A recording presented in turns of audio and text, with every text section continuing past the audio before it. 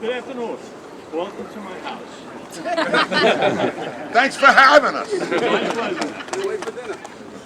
Oh, without dinner yet. My name's Tom Cavanaugh, and I've lived here since I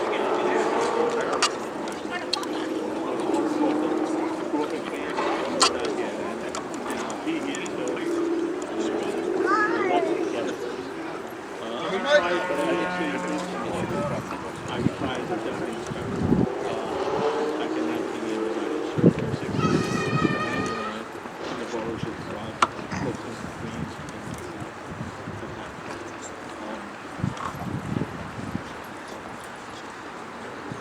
and I started voting in 1960, and I've always voted Republican. I'm a registered Republican.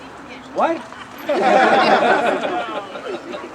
But I have such trust and such faith in him. He's the only Democrat I've ever voted for. No fools.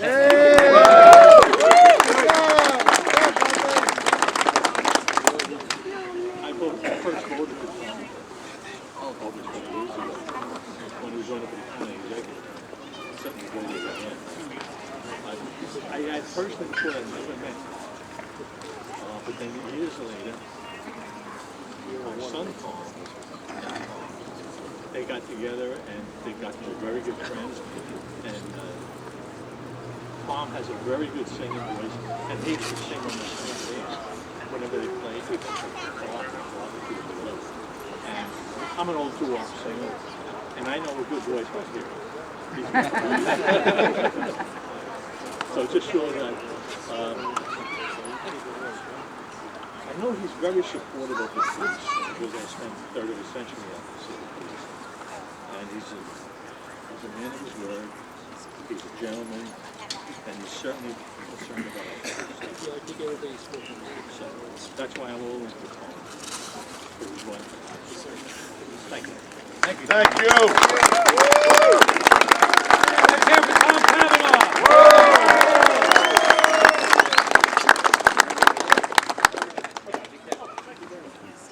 All right, everybody. Well, my name is Tom Swazi, and I'm running for the United States Congress.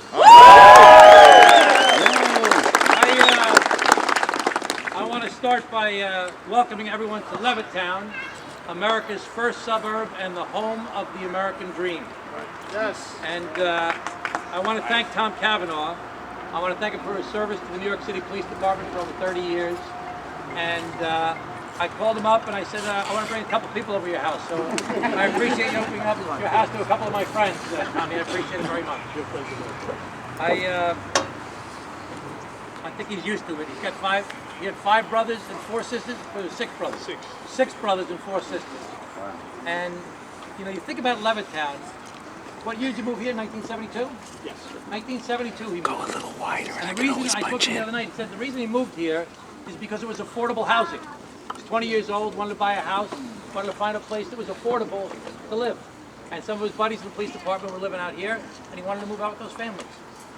And we got a big problem here on Long Island in the Northeast Queens, and throughout the country, quite frankly. People can't afford to buy a house anymore.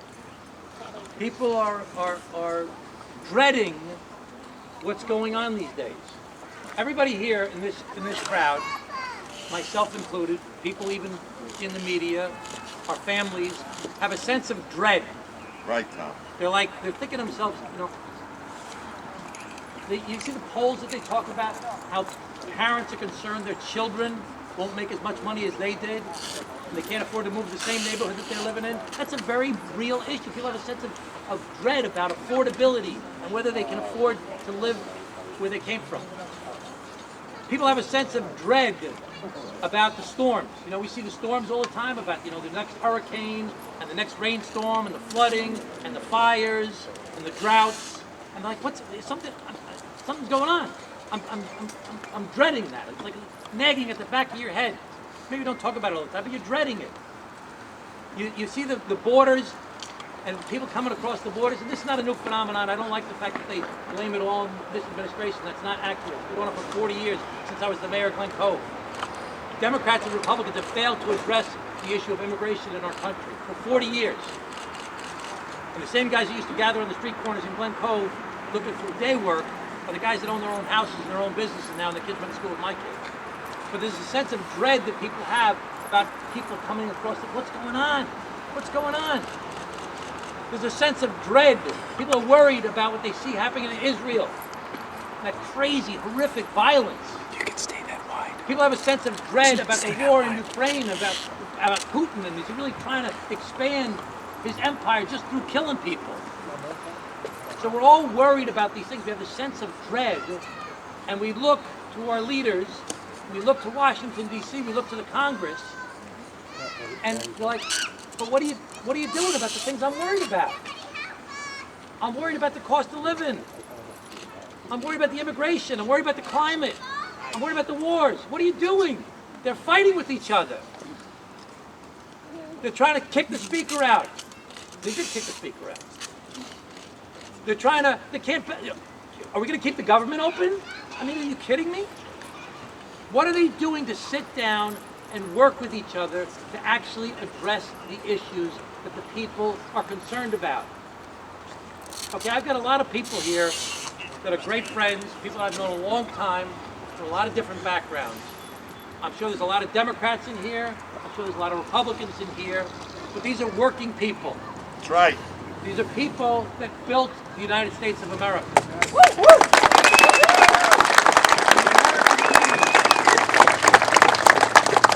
The American dream is a very simple idea. It's not complicated. It's not like some mythical thing.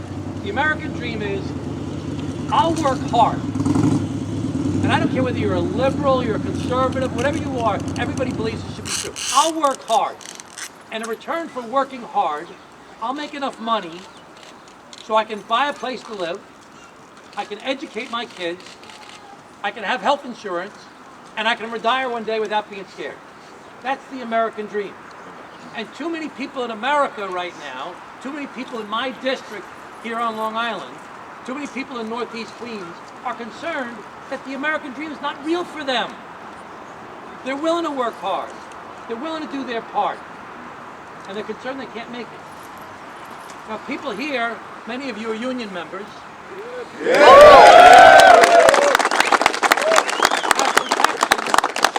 Because their union leaders are fighting for them. But think about the guys that are making $15 an hour, which is minimum wage. In other parts of the country, the minimum wage is $7.55 an hour. If you make $15 an hour, and you work 40 hours a week, that's $600 a week. You work 50 weeks a year, that's $30,000 a year. If you make $30,000 a year, you're gonna buy a house? You're gonna educate your kids? You're gonna pay for health insurance? You're gonna retire one day without being scared? People are concerned about these real bread and butter issues. So in my campaign, I'm looking at Washington, D.C., and I'm saying, hey, something's not working in Washington. And I was only left, whatever, what was it, a year ago? I don't even know what this, a year ago. It's gotten even worse since then. And it's gotten worse. It's given, I saw the division when I was there. It's gotten worse. It's scary. And I see so many people that are so fed up with the system. And they're like the politically disengaged, the politically disenchanted. People say, it's all broken, it all doesn't work, what about me? And the reason I'm in politics, and the reason I've got people like you here, and the reason a guy like Tom Cavanaugh is supporting me, is because I've always tried to say, I don't care what your politics are. I'm not going to abandon my views. I'm a Democrat, I'll always be a Democrat, never abandon my values. But I'll work with anybody. I'll work with anybody who wants to work together to actually solve the problems that people face.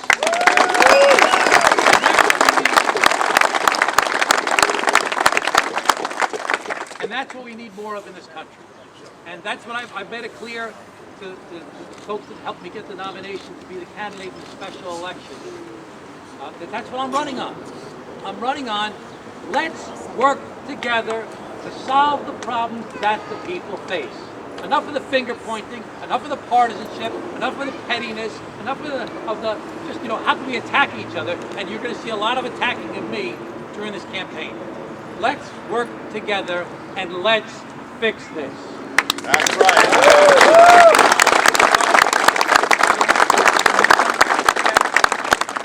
So I just want to point out one guy that's here. So they were just doing some videos with me, okay? This is the Palladino family over here. Chris and, no, I don't even remember. Aubrey is the daughter, and the son is, I don't remember. Luke. Luke, your brother's Ryan. Right? Anyway, the Palladinos. They are a local 3 family. My grandfather was in the local 3 for almost 50 years, and he put the lights on top of the Empire State Building.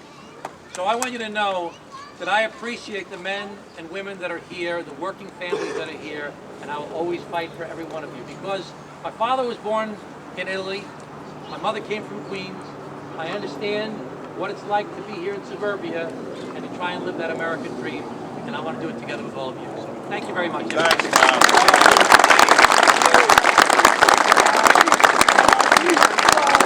Swazi, Swazi, Swazi, Swazi, Swazi.